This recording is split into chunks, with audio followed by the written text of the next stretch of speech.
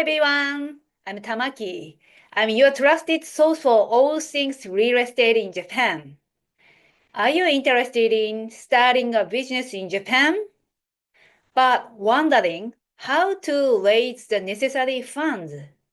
In today's video, I will sharing the detailed insight to help you navigate this process. As a consultant supporting foreign entrepreneurs, I often assist with leveraging loan, subsidies, and grants. In this video, you will learn 3 things. So what you learn in this video, the first one is loan and application timelines for starting a business in Japan. Second, key point for passing loan screenings. Third, subsidies and grants you can utilize during the startup phase.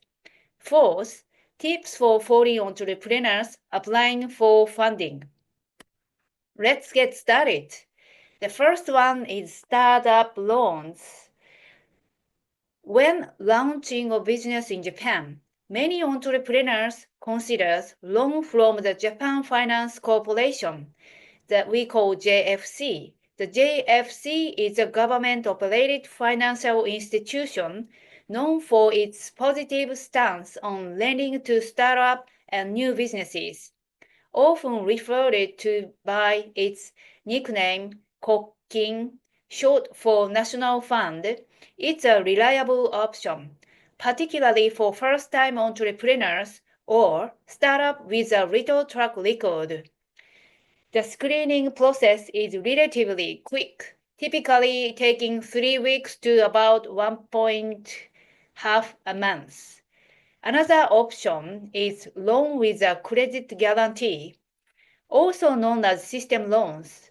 These are provided by local government at the prefecture or municipal level, and require applications through private financial institutions.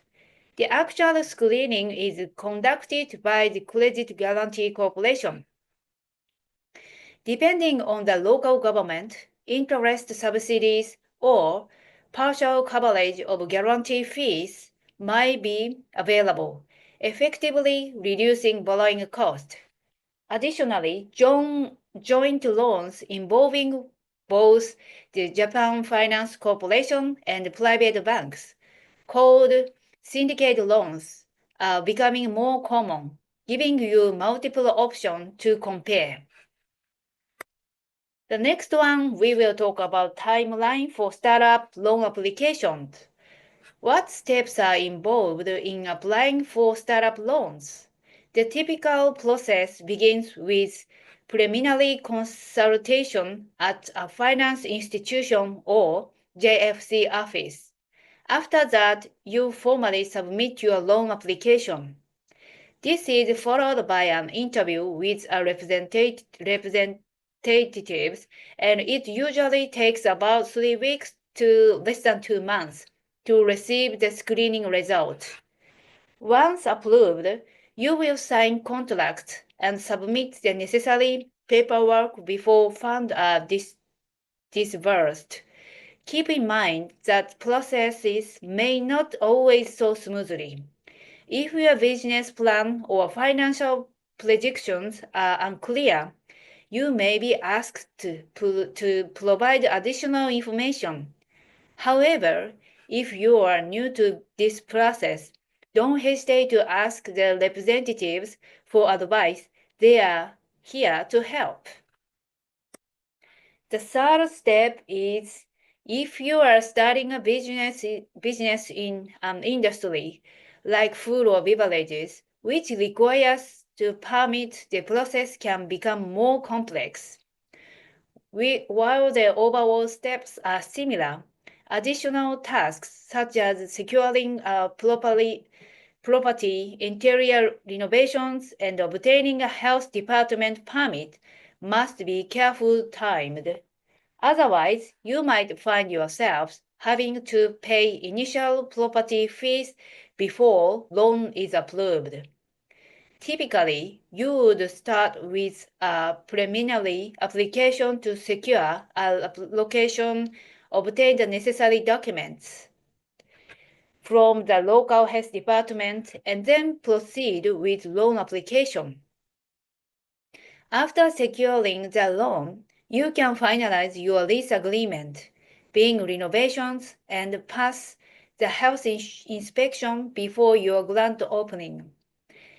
It's essential to coordinate closely with financial institutions and government office to avoid any cash flow issues. The next one is we will talk about key point for loan screening.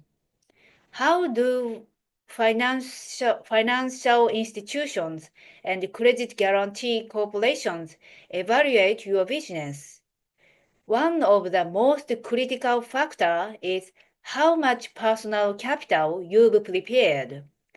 A lack of personal fund can raise concern about your ability to repay the loan.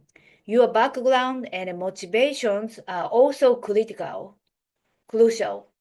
For example, someone with years of experience in the food and beverage industry will likely leave a better impression than someone with no relevant experience. Other important factors include the feasibility of your revenue and financial plans, any outstanding taxes or bills, and your credit history. Since the business plan must be submitted in Japanese, foreign entrepreneurs may benefit from professional support to ensure it meets local standards. The next one, we will talk about subsidies and grant for startup. So we will talk about subsidies and grant which don't need to be repaid. For example, if you are starting a business in Tokyo, you may qualify for the Tokyo Startup Subsidy offered by Tokyo Metropolitan Small and Medium Enterprise Support Center. This subsidy offers up to about $20,000, covering up to two-thirds of eligible expenses such as business costs, salaries, and outstanding fees. Applications are typically accepted in April and September, but check the schedule for update. Another notable program is the Small Business Sustainability Subsidy. This is targeted at small business with a limited number of employees and can cover expenses like website development, advertising costs, and equipment purchases. The standard subsidy limit is about $3,000, but for startup-related categories, it may go up to $13,000. However, both programs require thorough application documents and screenings, so be sure to allocate enough time for preparation. The next one, we will talk about special startup support programs. Local governments also offer special startup support programs that bundles resources like startup courses and planning support. Meeting certain conditions through these programs can make it easier to apply for subsidies like the one mentioned above. Additionally, you may qualify for tax benefits, such as a reduction in registration fees when establishing your company.